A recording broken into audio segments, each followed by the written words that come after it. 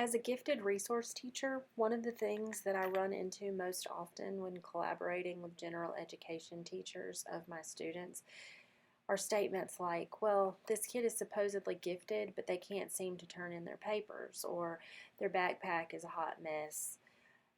This student is hot-headed and argues with me all the time. They are constantly trying to turn in things late, etc.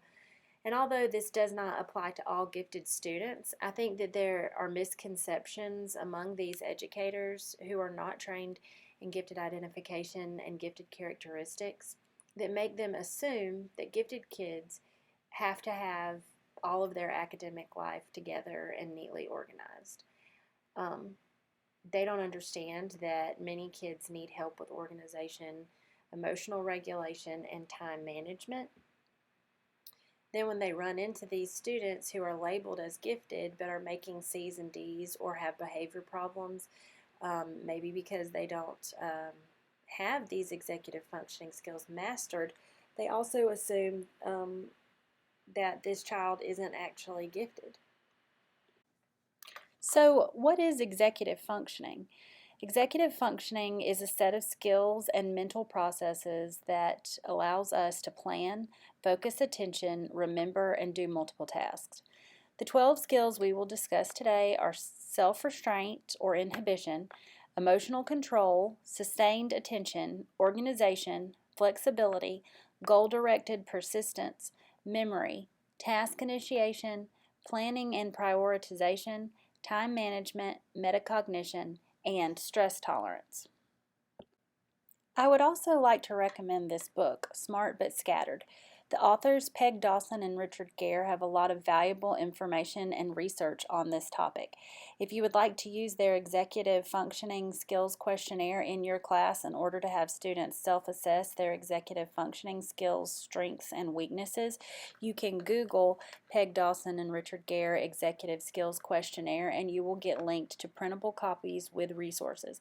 There are also links to teen versions or versions specific to students, so click on a few and find the one that is best for your class. The Center on the Developing Child at Harvard University points out that no one is born with executive functioning skills, but nearly everyone can learn them. Teachers can become frustrated with students who may seem behind others in these skills. However, it is important for us to remember that reinforcing a skill that isn't there only reinforces that the skill isn't there. Students must be directly taught these skill strategies in order to master them, and building those skills benefits everyone. Competency in executive functioning allows students to be successful in the classroom as well as later in life as adults in the community. According to the Center on the Developing Child, early explicit effort to foster executive functioning also has a strong positive influence on instilling early literacy and numeracy skills. Why is executive functioning an important issue in gifted learning? Although anyone can have executive skills deficits, there are some aspects of Dabrowski's theory of overexcitabilities that also contribute to behaviors that interfere with executive functioning. For example, a student with emotional overexcitabilities may have trouble in response inhibition or emotional control. A gifted student who has sensory or psychomotor overexcitabilities may have lack of focus in the classroom or an inability to sit still unless actively mentally engaged. These are just a few examples. We will begin by talking about response inhibition. As you can see, this is the skill which allows us to filter our thoughts before acting or speaking.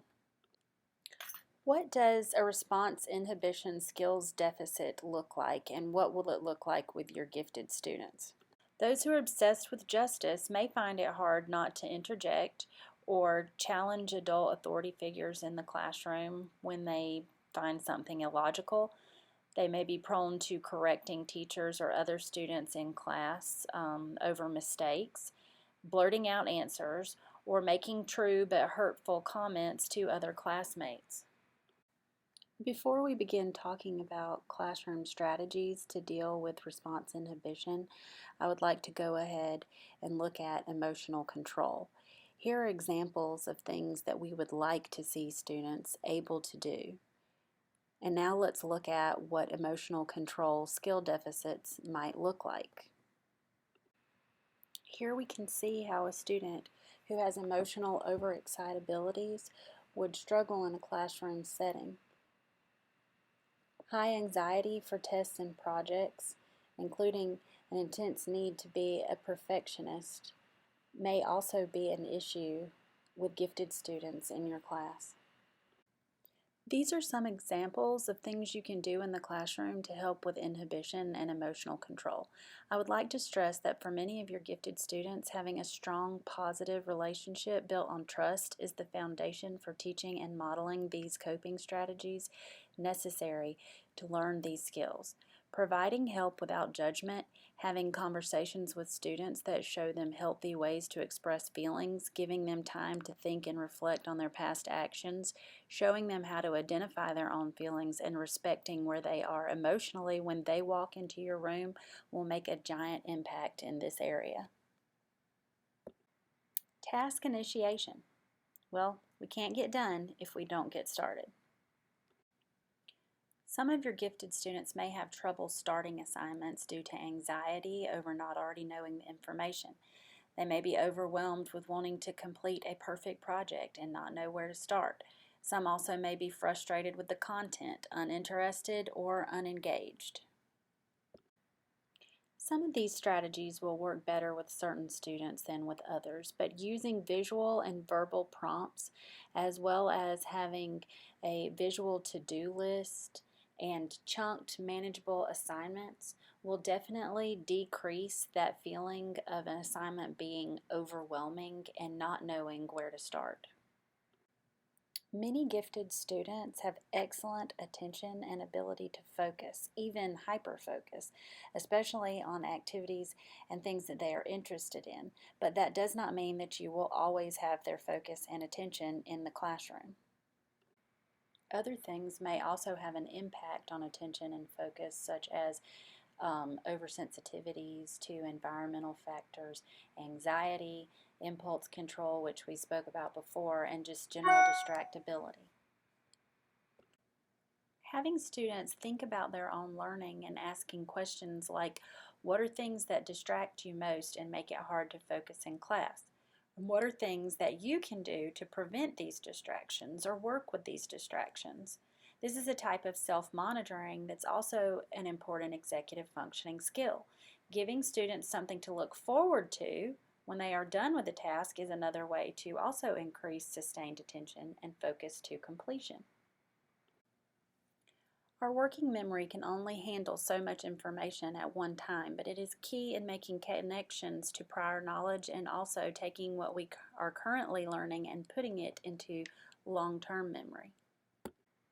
Most gifted students do not have a problem with memory or memorization, but if they also struggle in areas of attention and focus, or they are just not engaged in class, they may struggle to remember facts and important information in class and need to develop skills that allow them to retain information that they're not otherwise interested in.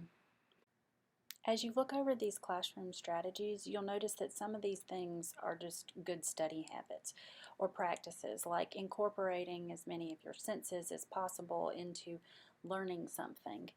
But if you have students who struggle with remembering to do things, also help them develop the habit of using tools like electronic devices, planners, and lists to help take the load off of remembering it themselves. We're going to look at time management and organization together, and there may actually be some overlap as well into task initiation, which we already discussed.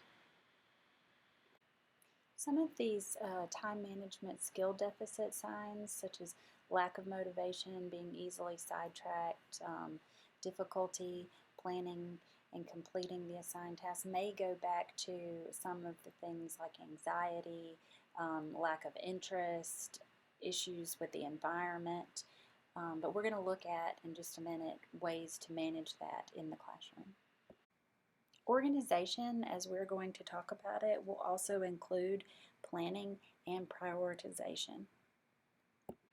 We want our students to be successful in the classroom, especially our gifted students that have high academic and intellectual abilities. And many times these organization skills and deficits in planning are what keep them from having high grades, A's, when they're getting B's, C's, and D's because they're not turning in assignments, they're losing material, or they're not completing tasks. Part of having our students get organized or learning to manage their time is going to also be having them plan and prioritize the tasks that they have to complete. As said before, we are not born knowing how to plan or organize ourselves. This is something we learn, and often it has to be modeled for us and scaffolded. One way to actually learn planning and prioritization is through games. Many games teach children strategy and multi-step planning that is essential in life. Use of games in the classroom, including games like chess, can help students make small habits of thinking forward and planning. Organization is really a habit, and students need to be shown different strategies for organizing different aspects of their lives. Then begin small. Even sorting games are ways to teach these habits to children. How many times have you worked with a gifted student who shut down when they became frustrated or met a challenge that they did not already have a solution for? Or maybe they just became overwhelmed with the unexpected. We want to encourage flexibility of thought and a determination to succeed even when faced with obstacles. We also want our students to be able to see things from different perspectives. Another awesome game strategy that I found online to help students with flexibility suggested having students play a game that they regularly play and love, but making them change the rules. I can already hear some of my gifted students saying, "But that's not how it's supposed to be." This strategy of making the students break the rules helps them see that sometimes rules keep our thinking inside a box and that there are other options out there that are also good and maybe even preferable. This is also another time that teaching thinking from multiple perspectives is a great classroom tool. Look into activities like the 6 thinking hats, where each student approaches a situation or topic from a different thinking hat or perspective.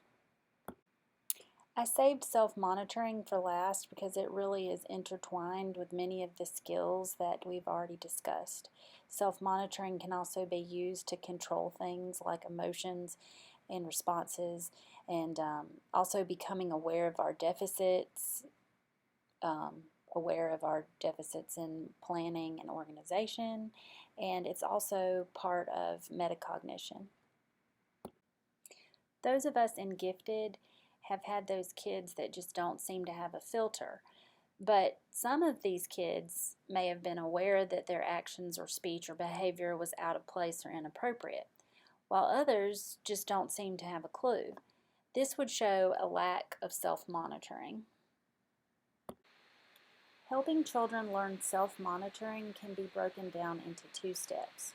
1, having students observe. What actually happened?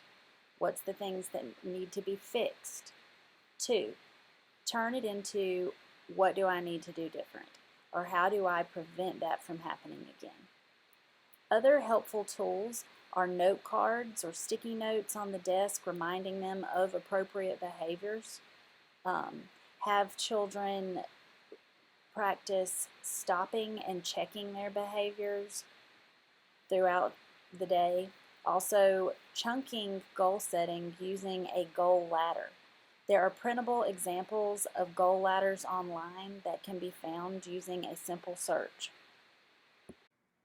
Goal-directed persistence and task commitment are important in the success of any endeavor. In fact, Dr. Joseph Renzulli says that the 3 characteristics that come together to create gifted behaviors include above average ability, creativity, and task commitment. My favorite way to talk about persistence and persevering through all odds is through books and literature. But there are other ways to show examples to students of people that have persevered despite all odds. And showing these examples regularly is another way to foster that sort of mentality of goal-directed persistence.